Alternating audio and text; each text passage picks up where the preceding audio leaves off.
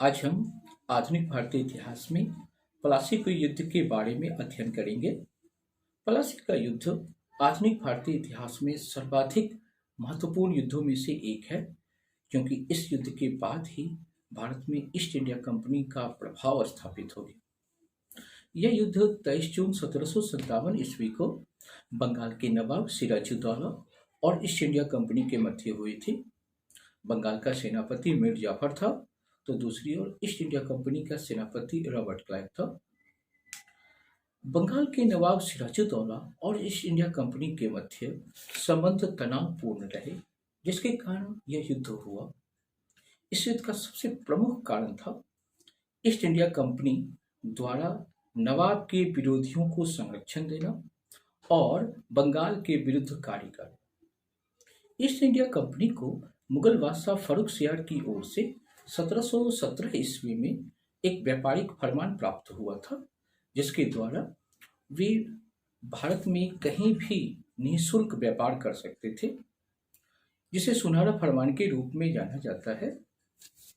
इस फरमान को वे भारतीय व्यापारियों के हाथों बेच लेते थे, जिससे बंगाल को अत्यधिक राजस्व की हानि होती थी, क्योंकि एक ओर तो ईस्ट इंडिया कंपनी के व्यापारी कर नहीं देते थे, और जो भारतीय व्यापारी कर भी देते थे तो वे भ्रष्टाचार के द्वारा इस सुनहरे फरमान को खरीद लेते थे, जिससे कि वे राजस्व देने से बच जाते थे।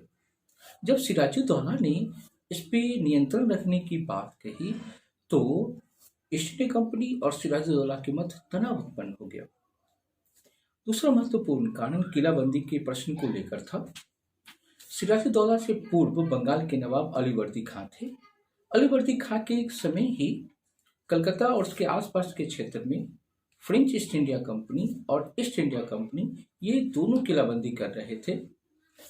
जब अलीवर्दी खां ने इन दोनों पर प्रतिबंध लगाया तो उस समय दोनों ने प्रतिबंध को मान लिया, लेकिन जो ही सिराजुद्दौला 1756 में नवाब बने तो ईस्ट इंडिया कंपनी ने फिर से अपनी किलाबंदी आरंभ कर दी। और जब सिराजुद्दौला ने इस पर नियंत्रण लगाने की बात कही तो ईस्ट इंडिया कंपनी ने इसको इनकार कर दिया। इसके बाद नवाब के जितने भी विरोधी थे, उसकी मौसी घसीटी बेगम, उसका सेनापति मीर जाफर, सेठ अमीचंद, राय दुर्लभ, इन सभी विरोधियों को ईस्ट इंडिया कंपनी संरक्षण दे रही थी। परिणाम यह हुआ कि दोनों पक्षों के मध्य युद्ध की स्थिति उत्पन्न हो गई और सिराजुद्दौला ने फोर्ट विलियम, जो आज कलकत्ता के रूप में जाना जाता है, उस पर आक्रमण किया और उसको जीत लिया।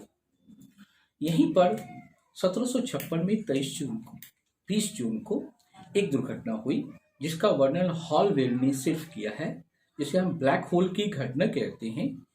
इसमें 146 अंग्रेज बंदियों को 18x12 के कमरे में बंद करके रखा गया और रात भर बंद करके रखने के कारण 146 में 23 ही सिर्फ बचे, बाकी सारे अंग्रेज बंदी इसमें मारे गए। इसके बाद अंग्रेजों ने फिर से कलकत्ता को प्राप्त किया, फोर्ट विलियम को, और वहां पर अलीनगर की संधि 9 फरवरी 1757 को हुई। यह संधि नवाब के लिए अपमानजनक थी और इसका बदला लेने के लिए उसने 23 जून 1757 को युद्ध किया। लेकिन युद्ध में बंगाल के सेनापति मीर जाफर ने युद्ध में भाग नहीं लिया। मात्र 2 सेनानायक मीर मदान और मोहनलाल ने युद्ध में भाग लिया और कुछ एक घंटे में ही एक छोटी सी झड़प के रूप में युद्ध समाप्त हो गया। एक बहुत बड़ा परिवर्तन भारत में हुआ, क्योंकि ईस्ट इंडिया कंपनी जो भारत में व्यापार करने के लिए आई हुई थी, अब एक व्यापारिक संस्था से वह एक राजनीतिक संस्था के रूप में परिवर्तित हो गई। बंगाल पर उसका नियंत्रण हो गया। उसने अपने समर्थक मीर जाफर को सत्ता सौंपी और यहीं से बंगाल की लूट आरंभ हो गई। भारतीय इतिहासकार ताराचंद ने इसको स्पष्ट रूप से लिखा है कि यह भारतीय इतिहास के सबसे निर्णायक युद्धों में से एक है और इसने श्रृंखलाबद्ध तरीके से अपने प्रभाव छोड़े। उनका ये कथन बिल्कुल सत्य है, क्योंकि प्लासी युद्ध के बाद ईस्ट इंडिया कंपनी ने धीरे धीरे अपना विस्तार किया और आगे चलकर 1764 में बक्सर युद्ध ने पलासी युद्ध के अधूरे कार्य को पूर्ण किया और ईस्ट इंडिया कंपनी संपूर्ण भारत पर अपना अधिकार स्थापित करने में सफल रही। अतः हम पलासी युद्ध को एक निर्णायक युद्ध के रूप में मानते हैं।